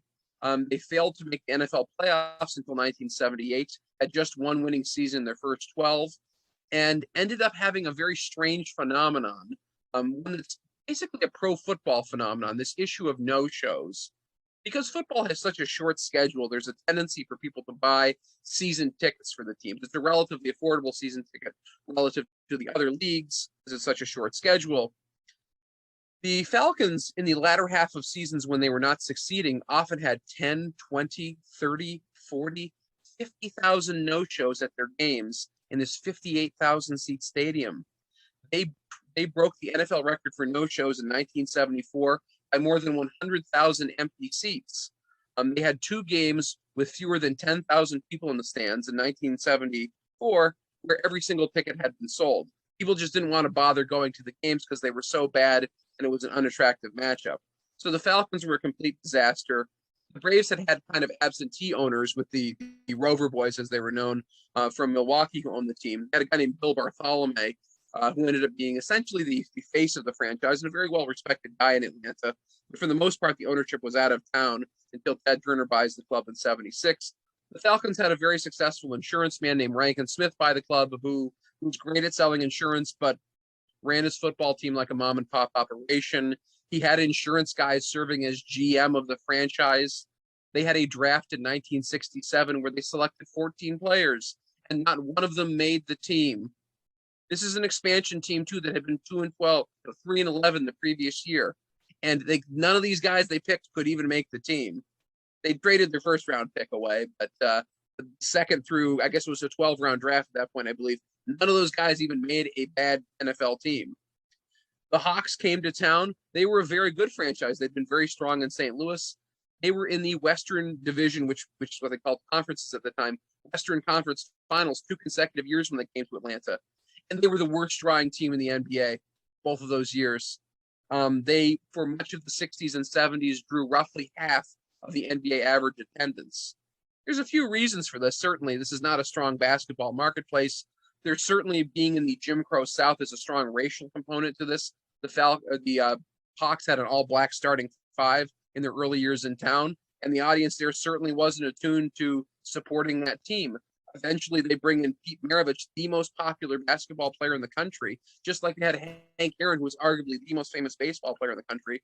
But both teams struggled attendance-wise. I mean, the Hawks couldn't draw, the Braves couldn't draw, having these incredibly popular players who, at certain points, the Braves were the best drawing road team in the National League, both in 73 and 74. During the home run chase, the Hawks were the best drawing road team next to the Celtics in the NBA for all 4 years Maravich was there.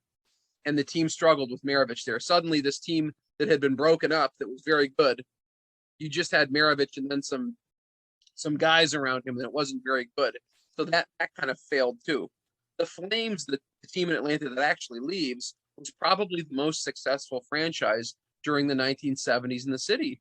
They made the playoffs on 6 out of 8 occasions when that was a fairly big deal in the NHL, simply to make the playoffs. They had winning records in 6 of their 8 seasons. They had above average attendance in 5 of their 8 seasons. Hockey was an incredibly novel attraction in the region. I mean, there were the closest pro hockey team to them historically before the arrival of the Flames was a team in Knoxville, Tennessee, which went out of business the year the Flames joined the NHL. So it became the kind of go-to Friday night out for the civic elites in Atlanta, getting all dressed up, wearing furs and suits and all that kind of stuff to go to a Flames game. So the Flames drew very well. But over time, they struggled to develop a more casual fan base. There weren't a lot of people in Atlanta who just turned a game on a Tuesday night and watched the second and third period. There were people who went to see them live, and that was their crowd. They had a kind of north side of Atlanta, fairly well-to-do audience. They didn't have a lot of average Joes just sitting around watching the game, though. So the Flames eventually struggled and eventually left town, too. Some oil men from Calgary bought the team from Tom Cousins, who owned both the Hawks and Flames. He couldn't find a local buyer like he had for the Hawks. Ted Turner had also bought the Hawks in 77, keeping them in town. Turner wasn't really interested in hockey, so they ended up going to Alberta and playing in the rink that became the center of the 1988 Calgary Winter Olympics a number of years later. So Atlanta's pursuit of pro sports didn't go quite as expected. City leaders had one vision of what they wanted for pro sports. The public responded very differently. Very blasé response to, for the most part, to Atlanta's pro sports teams in the 60s and 70s. And if it isn't for Ted Turner making this very strong investment in pro sports as a way to serve as programming for his Turner television empire, Atlanta may have been without pro sports entirely. The Falcons almost left on a couple of occasions as well. They almost moved to Jacksonville, Florida in 1980, and on a couple of other instances considered strongly moving before they got a new stadium in 1991, the Georgia Dome, which itself has now been replaced. Turner owns the Braves and the Hawks. He puts them on TV constantly, loses money because they're cheap programming on his channel. And he also has a very strong sense of civic commitment too, I would say, which keeps Atlanta major league. Briefly, some of the reasons why Atlanta struggled beyond the teams not being very good, which is certainly a huge part of the story and probably the biggest part. The teams were not well run. You had either novice or out of town owners for these franchises, and it certainly showed. This is true in many of the other expansion cities in the Sun Belt too. You have inexperienced owners who are great at whatever business they came from, who are not particularly strong at managing the very particular business that is pro sports, and it exaggerates problems which existed in a lot of these marketplaces, whether it's San Diego or Houston or Jacksonville or Phoenix or certainly in Atlanta. Some other factors that play a part in this are certainly Atlanta has a very large transplant population. There are hundreds and thousands of people moving from other parts of the country for corporate jobs to Atlanta during the 60s, 70s, and 80s. These people, it seems, for the most part, retained their affiliations to their existing teams. If you go to a pro sporting event in Atlanta to this day, you often see very many shirts of the opposing teams at the games. With the Braves, you see a lot of Mets shirts, you see a lot of Phillies shirts, you see a lot of Cubs shirts, anytime they're playing. And this happened very much so with the other franchises as well. Atlanta is also a very spread out region too. Atlanta ends up being a city of less than 500,000 in what evolves into a region of more than 5 million by 1990.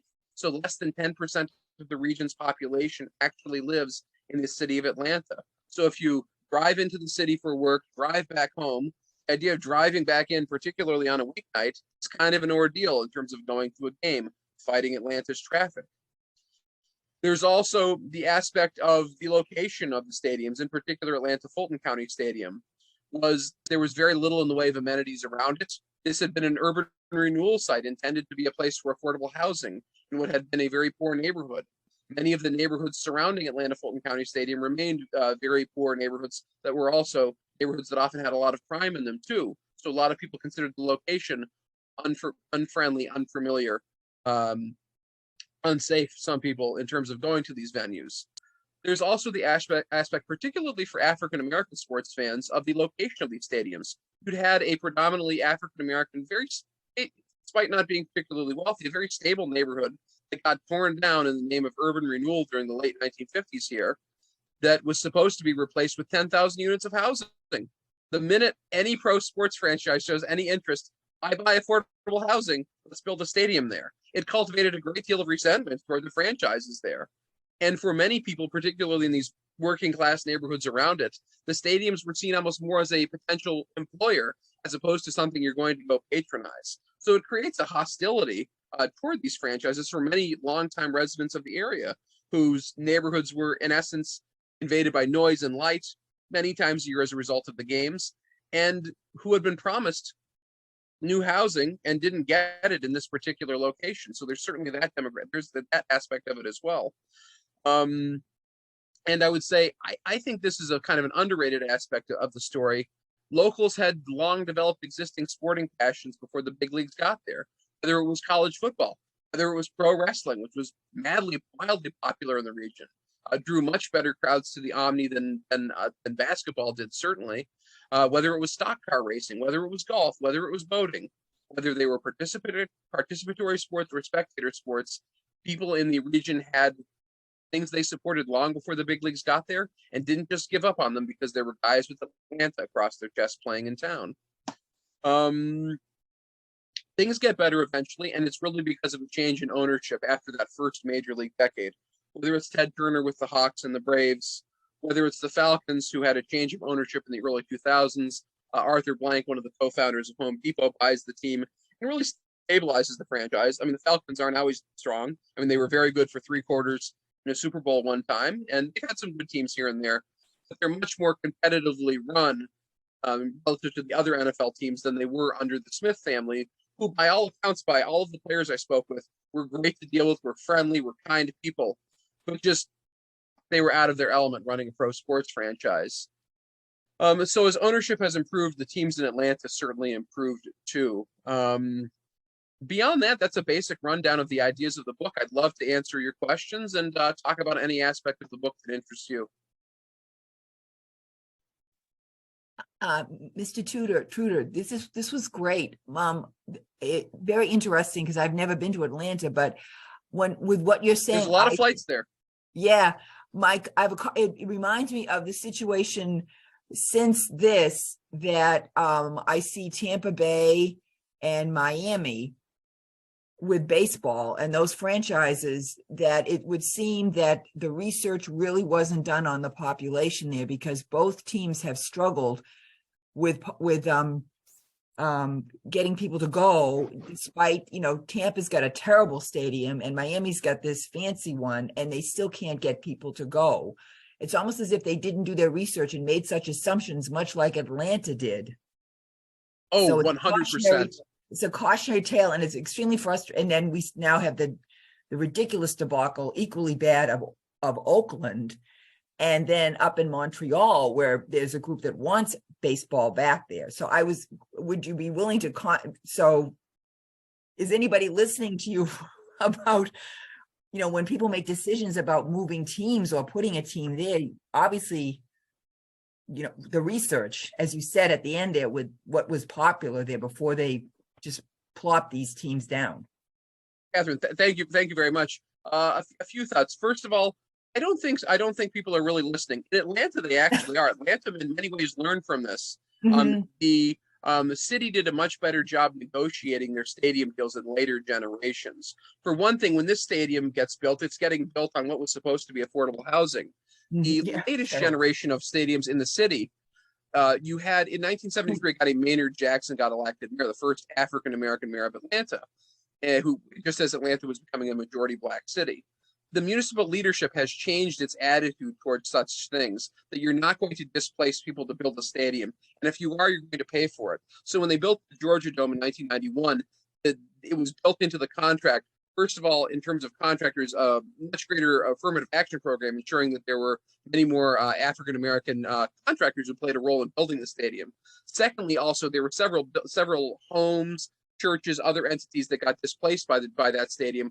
They paid for them. They paid they paid these locations to replace these venues. That happened to an even greater extent with Mercedes-Benz Stadium, which is now the current venue of the Atlanta Falcons.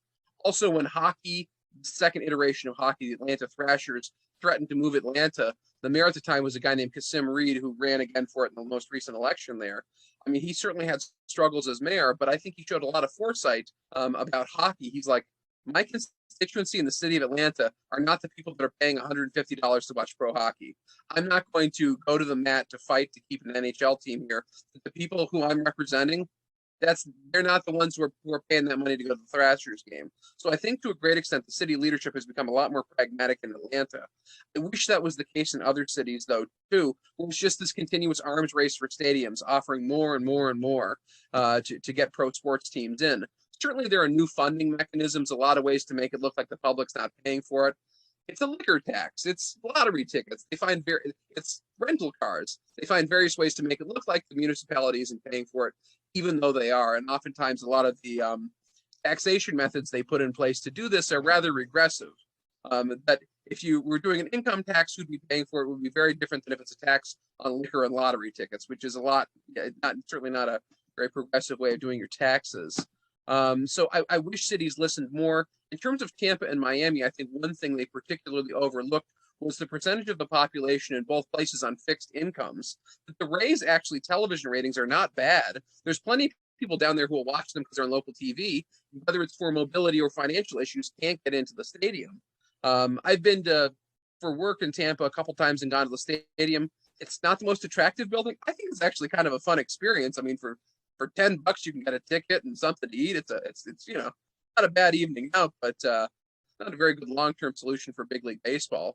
For a while, my Twitter picture was myself alone in the bleachers at Tropicana Field. I mean, you could have shot a cannon through the bleachers and not hurt anybody.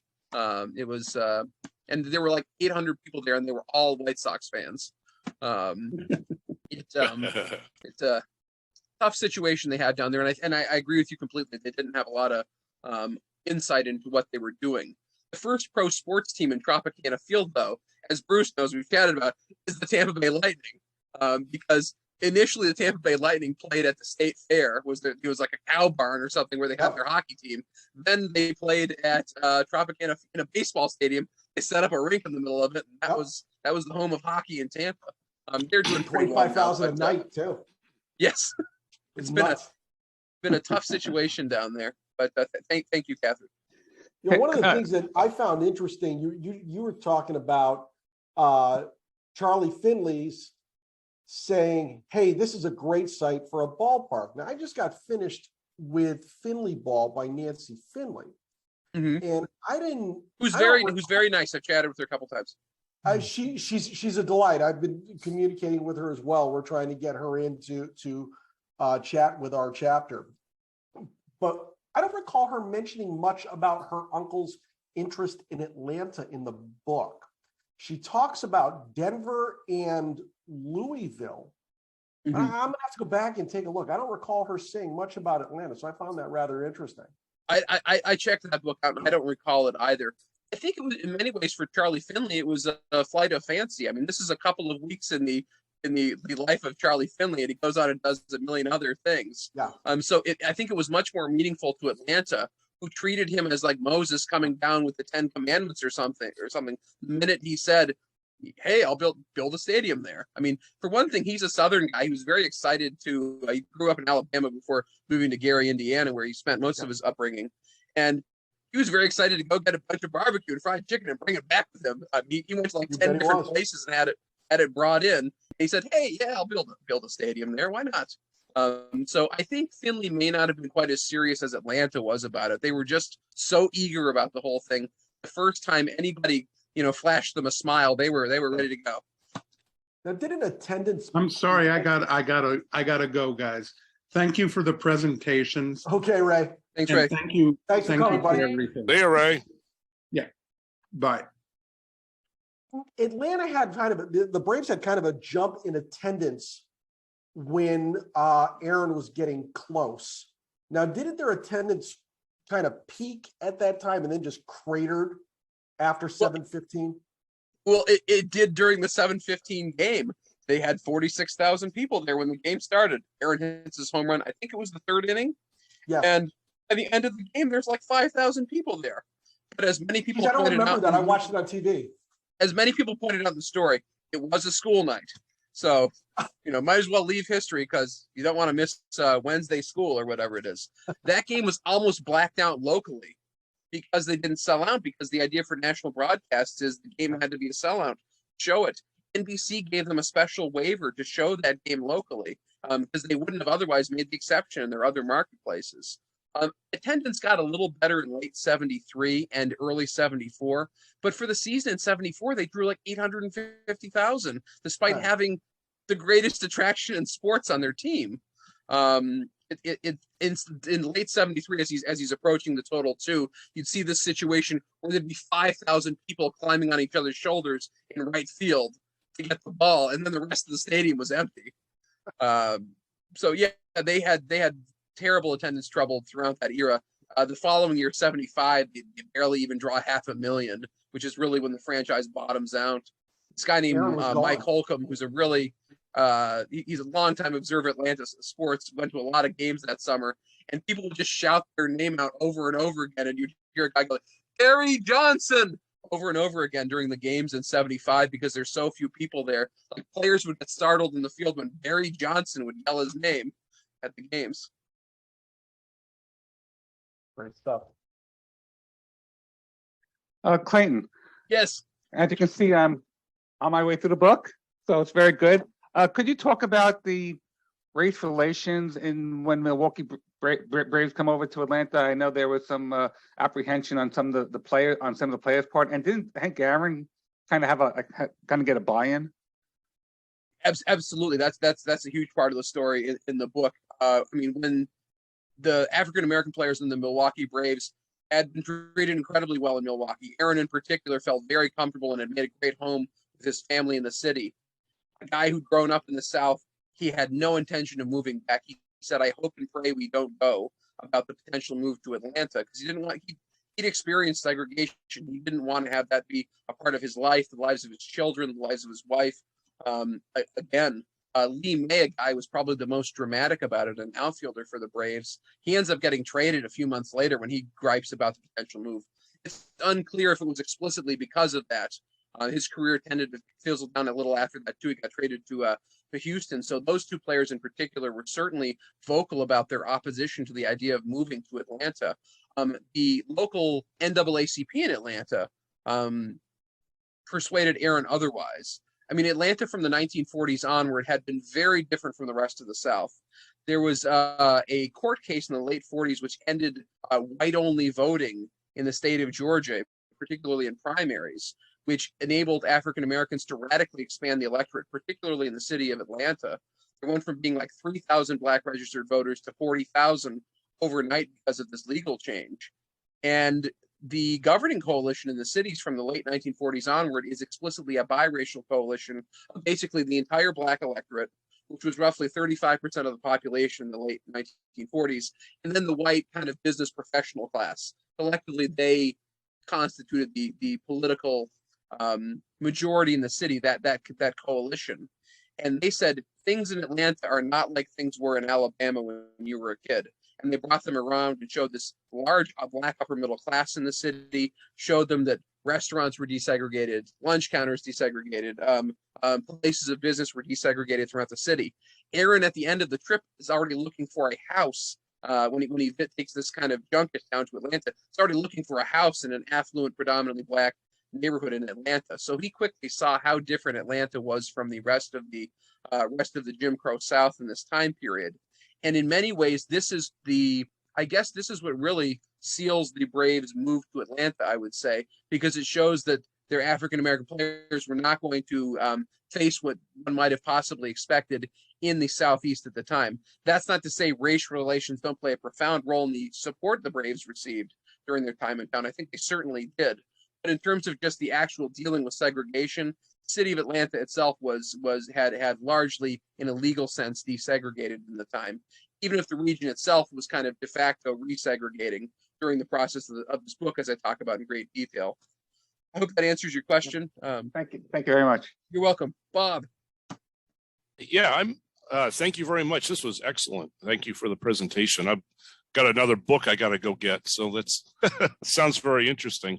Thank you. I'm interested in the role of TBS and Turner creating that and creating this national following of the Braves in those, mostly awful years of the late 80s. But I can remember as a kid, you can turn on Skip and Pete, to have this down home kind of thing. And now you got this like nationwide following of the Braves, which nobody could ever have imagined would have become, a dynasty, in the next decade. I'm just interested in that role because that was so far ahead of its time, because you didn't have like the Nessons and things like that, in the 70s and early 80s. Absolutely. Turner gets involved with the Braves in 1973 when their television contract ended with WSB, which was basically the most powerful TV station in the South. WSB stood for Welcome South, Brother. Started in the 1920s and was basically the top broadcaster in the region. Their Braves ratings had gone down and down and down from the time they got to town. Ted Turner was a guy who started out in the billboard business. His father had owned an outdoor advertising business. He took over when his father died and wanted to expand out of just selling billboard advertising. So he saw this UHF station in Atlanta called WTCG that was up for sale, and he bought it for a song, basically, and bought the rights to show the Braves for a song, too. And he made a lot of money showing Braves games. He got decent ratings throughout the summertime, had paid so little for it. He was making a lot of money. When the Braves come up for sale, he talks to the Rover boys, the LaSalle Corporation, as they were formerly known, and says, I'd be interested in buying your ball club.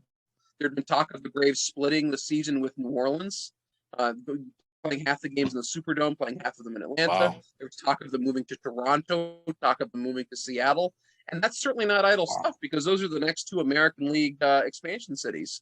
He says, I'll buy the team if you let me buy it on the installment plan, which had never happened before in sports. He gave them $10 million over 10 years, $1 million a year, once his TV revenue and royalties money came in, and bought a baseball team. And he, even though the Braves drew very poorly through the rest of the 70s, certainly got a lot of interesting promotions going. He was heavily involved with them in the early years, having like pro wrestling before the game, having a group of weddings. He had a night called Wedlock and Headlock Night where they had wrestling and weddings at the same time.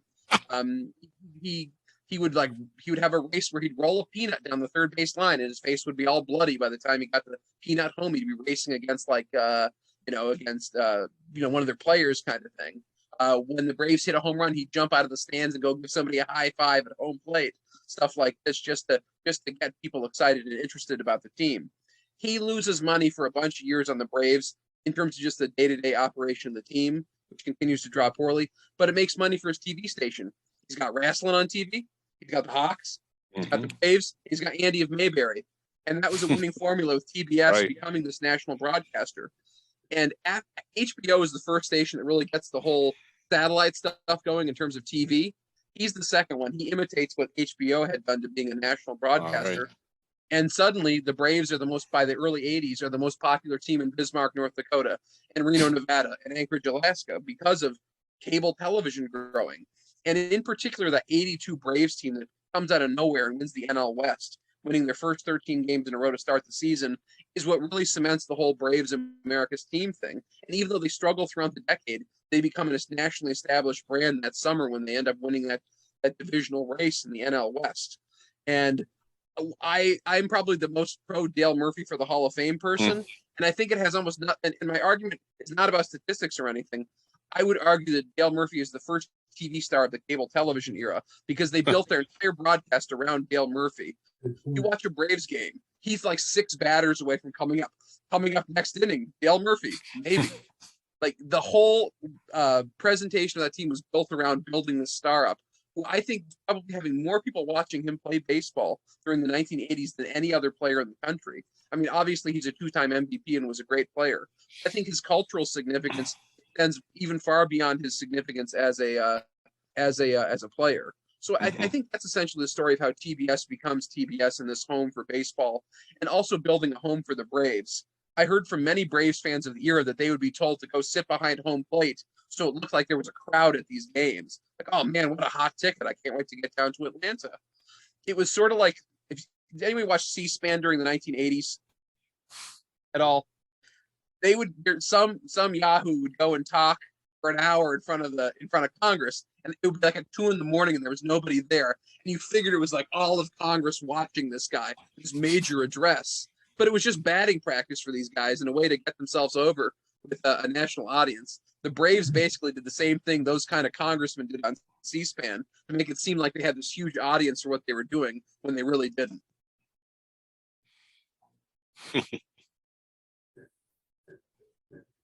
I hope I actually answered your question. I'm not sure. Oh, that's great. That's great.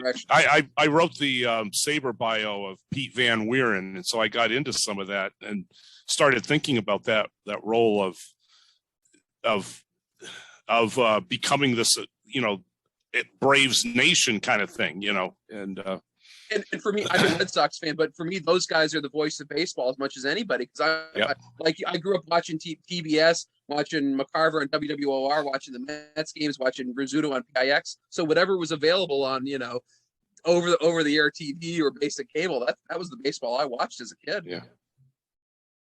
Okay, Clayton, you talked about the resentment people had when the stadium came in because, of course, they were promised housing and all that.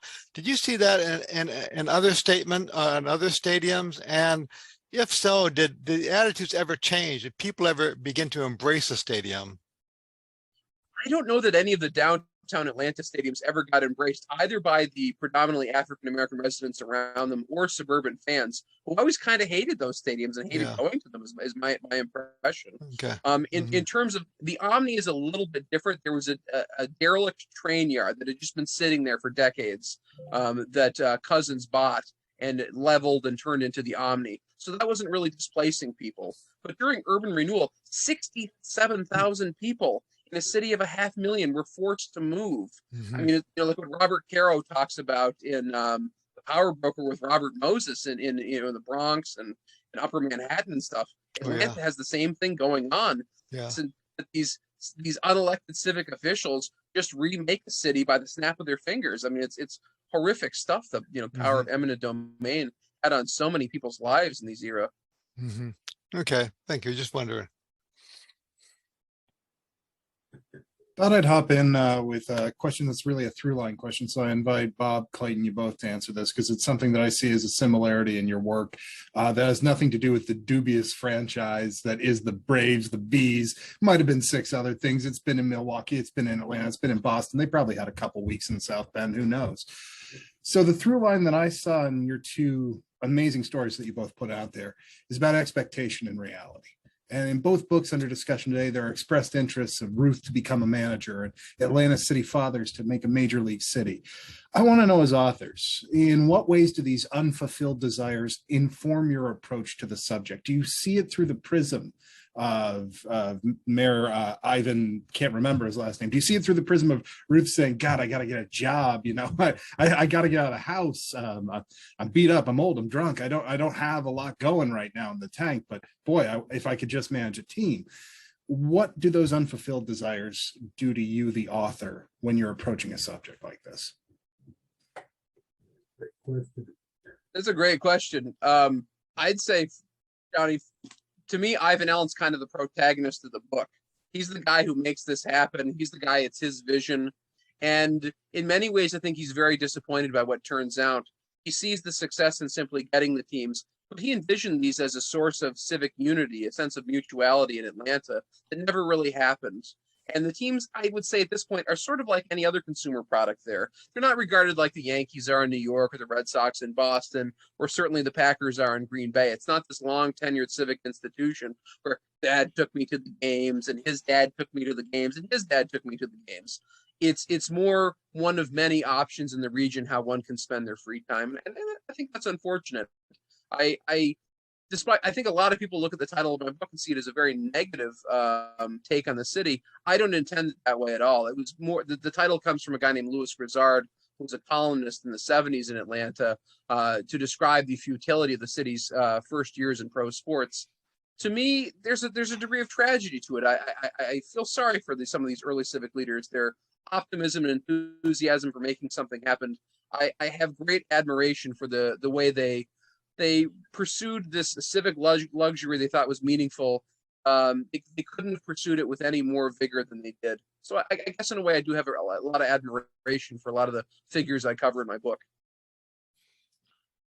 For me, I would say, looking at it from the Ruth perspective, the major bios that have been written on Ruth never mention much about the end of his life and, this time in Boston. I mean, I think Jane Levy's book, I think there's like 2 pages on the whole Boston era.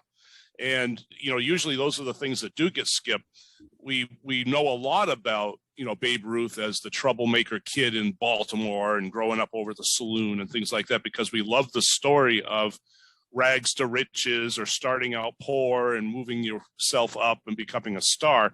But what happens when the star flops at the end? Eventually everybody gets fired at some point and things like that. And so I always wanted to know, what is the human side of that, of somebody trying to hang on and get that job and keep going, and the reality of mortality of, you're not going to be that star. And I see that with Clayton's book. I mean, it'd be very easy to talk about, Atlanta as the superstation and the big city and all this, and not look at that Loserville history of decades of Loserville, and things like that. It doesn't seem to be as exciting, but I find it more interesting because it tells more stories about the real life of how all this happened. You had to go through that Loserville to get to that point. And, by the time Ruth dies, he's once again this hero. You look over the obituaries and things that are written about Ruth, you might get one sentence. Oh yeah, and he went to the Boston Braves in 1935, and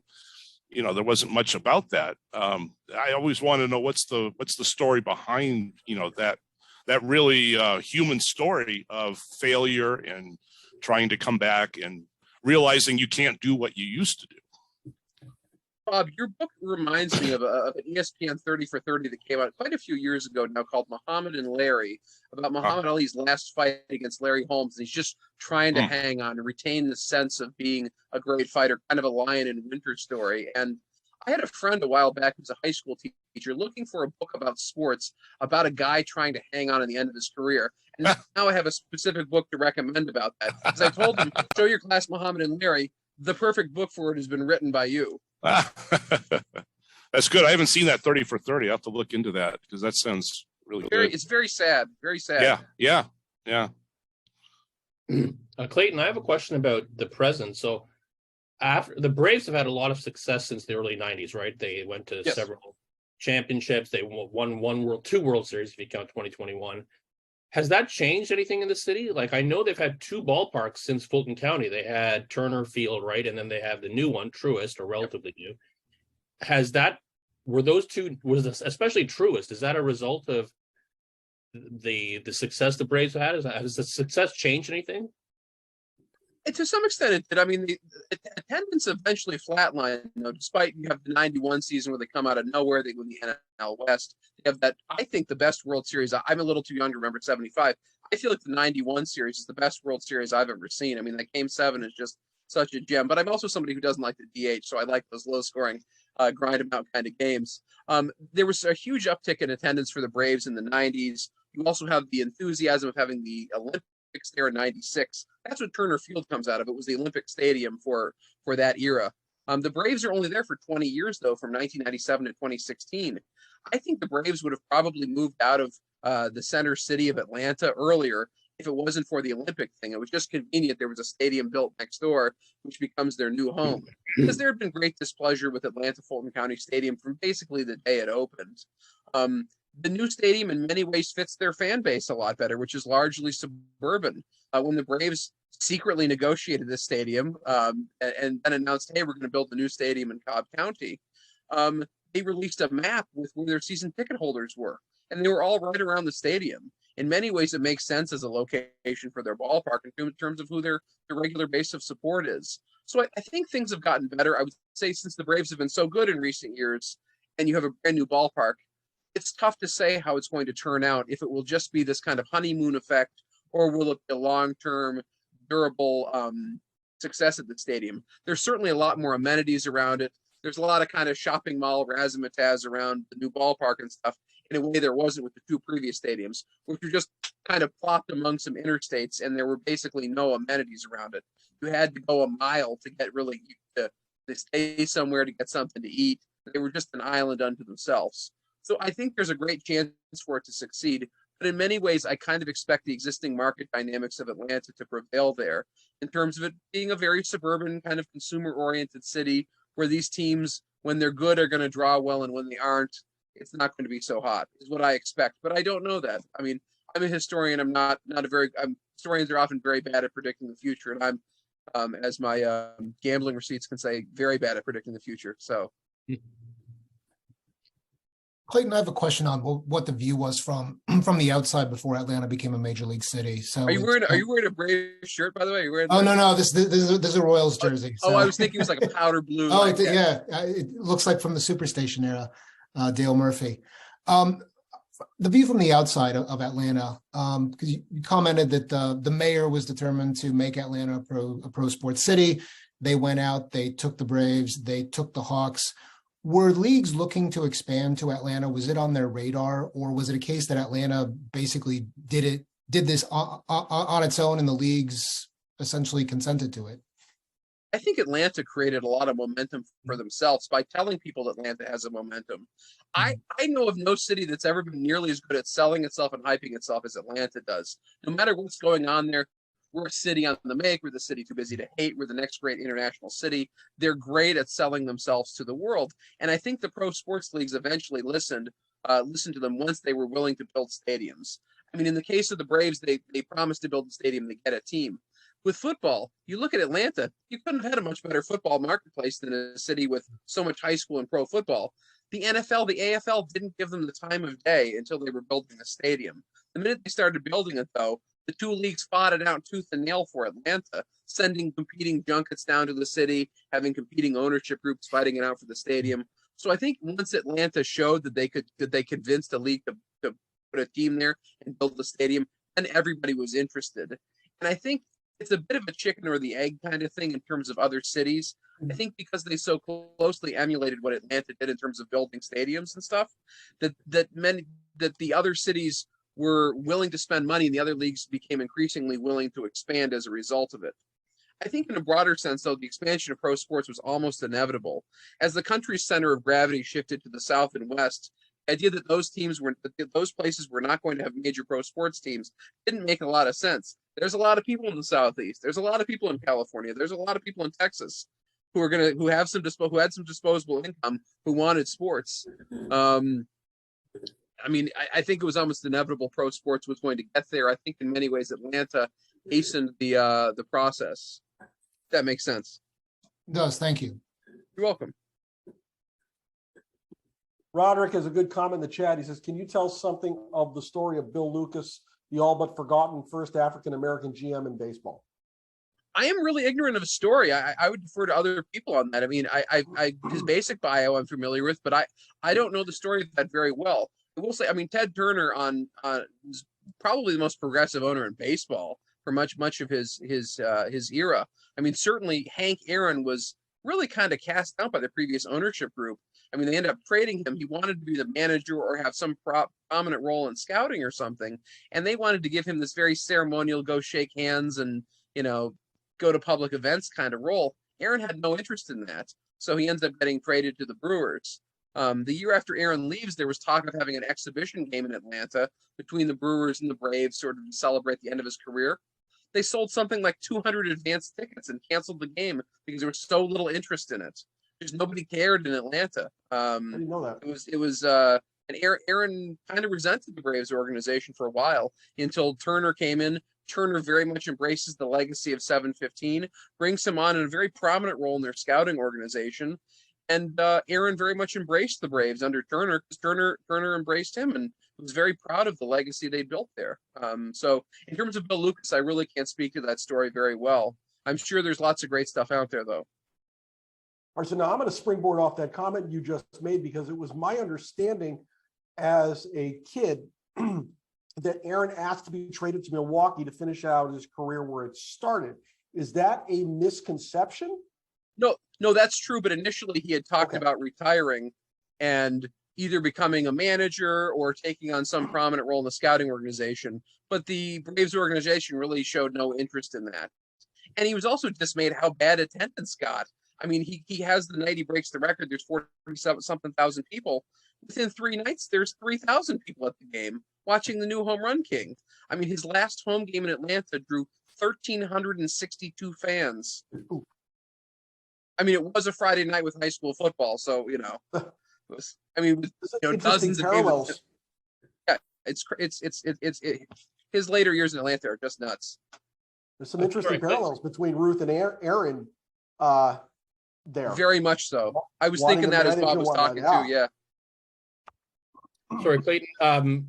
Was there a history of baseball before the Braves got there? Like, why on a recent trip to Kansas City, I discovered there was a very active history of Negro League baseball in Kansas City before the Royals came to town.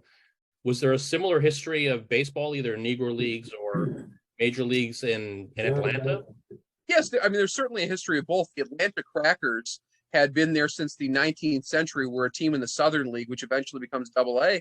And the Crackers are one of the best drawing teams in minor league baseball for many years. In terms of the Negro Leagues, Atlanta's tradition is not quite as strong as, the Kansas City Monarchs are like the gold standard of Negro League baseball.